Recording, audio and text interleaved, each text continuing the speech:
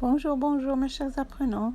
C'est toujours avec vous, votre professeur Moni Boujnen, et c'est toujours avec un immense plaisir de pouvoir communiquer avec vous.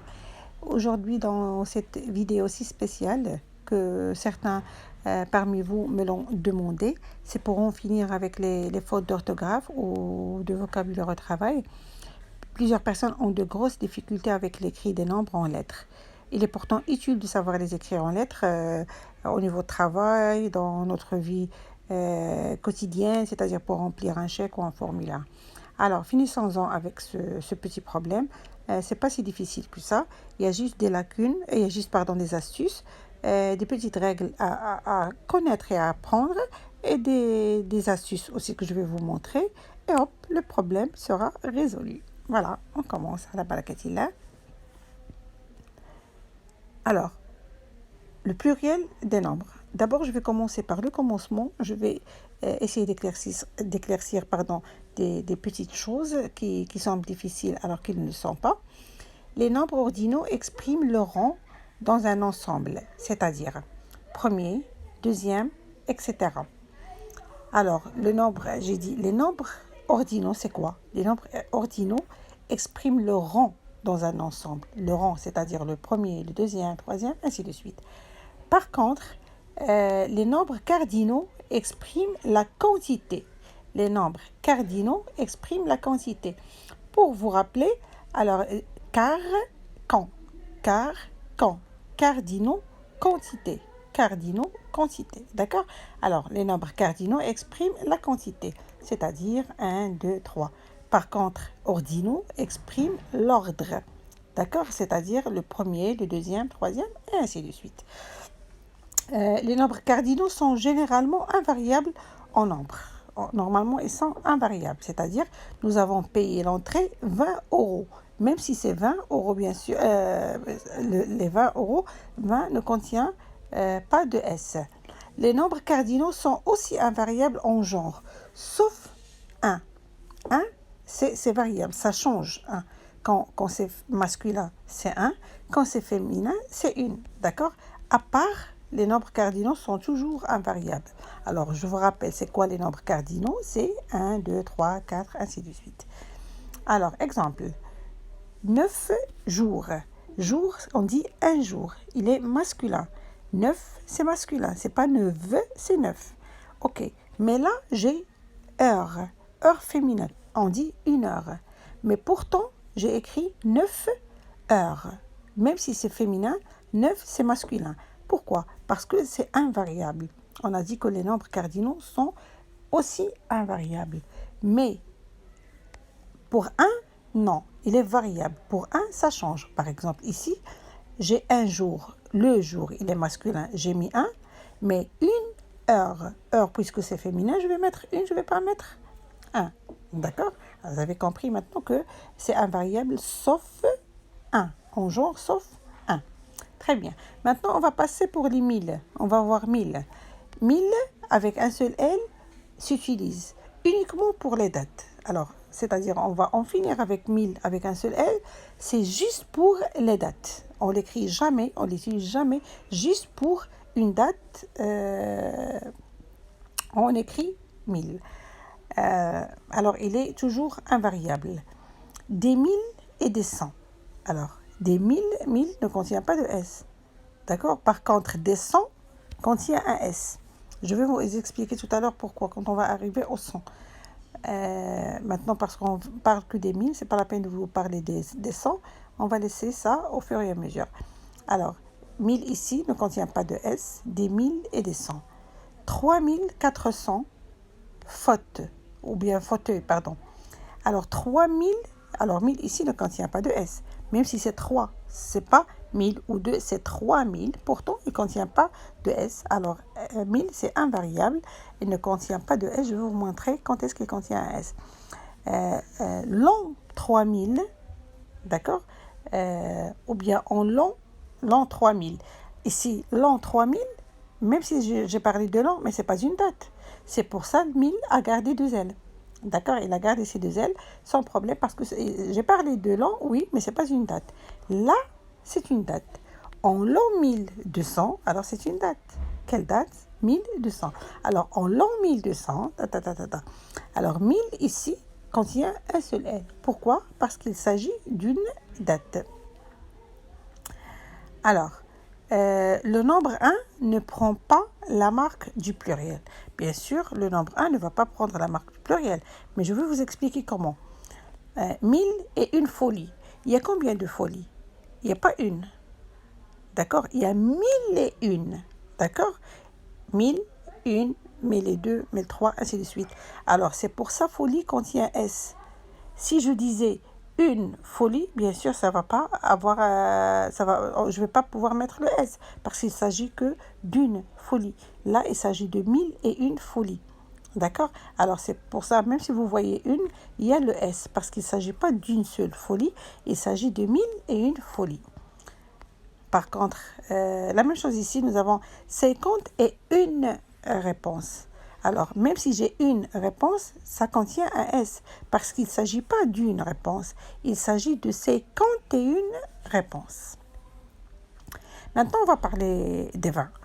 Le nombre 20 reste invariable, toujours invariable, quand il n'est pas multiplié. D'accord? C'est-à-dire, quand il n'est pas multiplié, quand il est multiplié, je vais ajouter le S. Mais quand il n'est pas multiplié, je ne vais pas ajouter le S. Mais il ne peut jamais être multiplié qu'une seule fois, avec 4. D'accord? C'est-à-dire 90. Alors, regardez ici. 26 élèves. Alors, 20 ne contient pas de S. 120 billets, 20 ne contient pas de S. 1020 livres, 20 ne contient pas de S. Mais 20 peut prendre un S s'il est multiplié.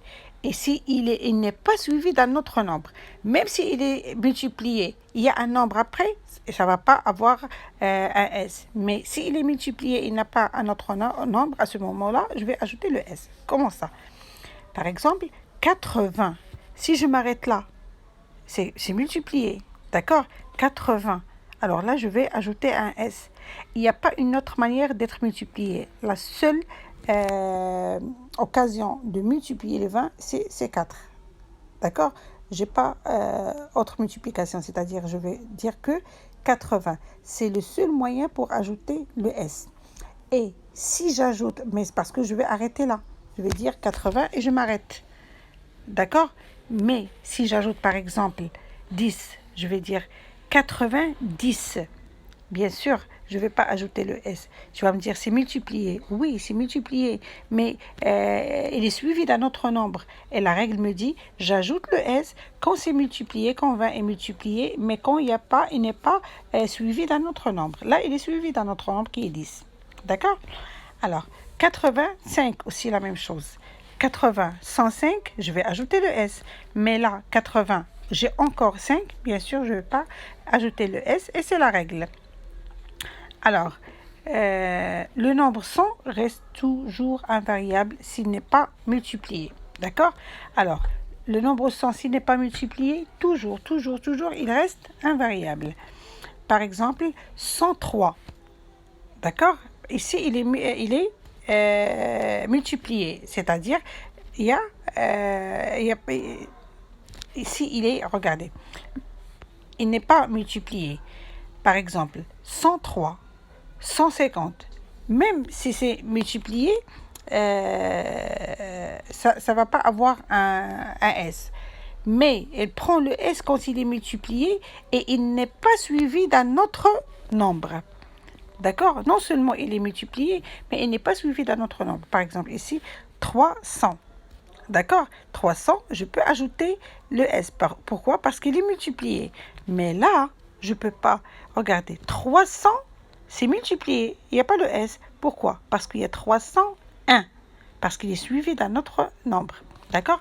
Ici, 400. Si je dis 400, ça doit avoir un S parce que c'est multiplié. Mais là, j'ai pas 400, j'ai 410. Il est suivi d'un autre nombre. Et la règle me dit, s'il est multiplié et suivi d'un autre nombre, je ne peux pas ajouter le S. S'il est multiplié, j'ajoute le S. Sinon, il est invariable. À part ça, il est invariable. Alors, faites bien attention. Employé comme un nombre ordinal, il reste invariable. C'est-à-dire, quand je l'utilise comme nombre ordinal, c'est-à-dire il reste toujours invariable. Par exemple, la série 80 ou bien le test 300. La série 80, ici il s'agit d'un nombre ordinal, d'accord? Alors c'est pour ça il est resté invariable. Et ici aussi le test 300, aussi un nombre ordinal, il est resté invariable. Et devant 1000, le 100 reste toujours invariable. Devant 1000, 100 reste toujours invariable. Mais s'accorde devant les milliers, millions et milliards. Alors, 100 reste toujours invariable quand il est devant 1000. Toujours, toujours, toujours. Mais il s'accorde quand il s'agit de milliers, millions, milliards. Comment ça? 900 000. Mais 600 millions, alors avec les 1000, regardez, il est invariable, il n'a pas changé, il ne contient pas de S avec 1000. Mais là, mais 600 millions, avec les millions, il s'accorde. Il y a le S du pluriel, d'accord? Par exemple, ici, 400 milliards. Alors, avec les milliards, ça s'accorde. J'ai ajouté le S parce que les milliards au pluriel. C'est-à-dire, pluriel, c'est accordé avec milliers, millions et milliards. Alors, ce sont des nombres qui se mettent au pluriel si on les multiplie. Bien sûr, ils vont se mettre au pluriel. Par exemple, des milliers. Alors, automatiquement, puisque j'ai des, je vais ajouter le S. Et des milliers de visiteurs. Des millions, puisque des millions, millions va avoir un S. De victimes, de milliards, aussi milliards, puisque j'ai dit des milliards, ça va avoir un S parce que il s'agit du pluriel. Maintenant, parlons du zéro. Zéro employé comme nom s'accorde. Par exemple, 10 zéro. D'accord? J'ai ajouté le S parce qu'il est employé comme un nom. D'accord? C'est pour ça, ça s'accorde et on a ajouté un S. Alors, je tiens à éclaircir une chose qui est très importante. J'ai remarqué qu'il y a des personnes qui ne prennent pas ça en considération. Il s'agit d'un trait d'union qu'on est obligé de mettre entre les chiffres. C'est-à-dire, depuis la réforme de 1996, il est admis que tous les adjectifs numéros composés sont reliés par un trait d'union. C'est-à-dire, par exemple, 1519 villages, entre 1000 et 5, un trait d'union. Entre 5 et 100, trait d'union. Entre 100 et 10, trait d'union. Entre 10 et 9, trait d'union. Voilà, mes chers amis, j'espère que je vous ai éclairci un petit peu les petites lacunes que vous aviez, que vous avez bien compris avec moi. Je suis certaine que dorénavant, vous n'aurez aucun problème là-dessus parce que c'est pas si difficile que ça. Il fallait juste comprendre quelques petites règles et pouvoir les appliquer, les petites astuces, et le problème soit réglé. Dans la prochaine vidéo, on va aussi parler du pluriel et l'accord des couleurs. Alors, voilà, maintenant je vais vous donner un petit exercice. Vous allez essayer de vous entraîner, je suis sûre que vous allez y arriver. Vous allez vous entraîner, pardon. Vous allez essayer d'écrire ces nombres en lettres, d'accord? C'est pas la peine de réécrire les phrases, mais vous devez les lire pour mieux comprendre de quoi s'agit-il et réécrivez les nombres avec des lettres. Bien sûr, moi je vais vous donner maintenant les réponses parce que je ne suis pas en direct avec vous, mais essayez de ne pas les voir, essayez de vous entraîner seul, lisez bien la phrase et essayez d'appliquer les règles que vous avez vues tout à l'heure, les petites astuces, essayez de les appliquer et vous allez vous auto-évaluer seul. Il y a 400 personnes sur la plage. Nous sommes 20. Mon grand-père a 80 ans. Ma grand-mère a 81 ans. D'accord? Je ne sais pas s'il s'agit de un ou une. Ça dépend de en. Est-ce que c'est féminin ou masculin? C'est à vous de voir. J'ai eu 0 en maths. C'est la première fois que je fais cet exercice. Cette voiture coûte 200 000 euros. Cet ordinateur coûte 3 000 euros. Mes parents habitent au 80 rue des Lys. Elles ont 20 ans. Les 101 Dalmatiens, la Peugeot 404, les 100 000. Je ne veux pas vous dire. Le chiffre ici, 100 000, 1. D'accord? Mais pour la phrase, est-ce qu'il s'agit de 1? ou de une, c'est à vous de voir. 96 de Victor Hugo. Voici les questions. Tout de suite, je vais vous passer les réponses, mais essayez de ne pas les voir. Essayez de vous entraîner un petit peu. Après, vous allez vérifier en voyant les réponses. Voilà mes chéris, j'espère que je vous ai aidé un petit peu. On va se retrouver la prochaine fois dans la prochaine vidéo pour vous expliquer aussi quelques astuces, quelques petites règles pour les personnes qui ont des difficultés concernant l'accord des couleurs. Alors, à bientôt. N'oubliez pas que Matrix est toujours avec vous, là où vous êtes. Merci beaucoup, on vous aime. À bientôt.